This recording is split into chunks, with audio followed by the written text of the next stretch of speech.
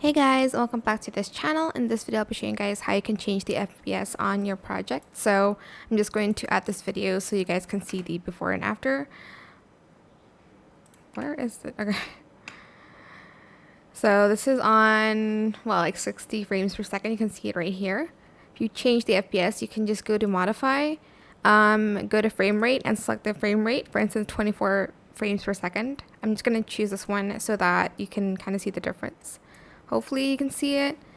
So this is what it will look like after. It's not the biggest difference, but you can kind of see that it's changed. You can also go to menu and settings. I think I changed it though here as well in edit. As you can see, it's on 24 frame rate per second.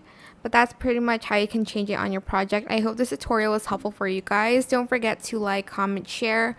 Also subscribe to this channel if you haven't done that already. If you have any more questions, just leave it in the comment section down below and I will try my best to answer them all for you guys. And if you found this video helpful, please click the thanks button above the description box down below. Thank you so much for watching. Bye.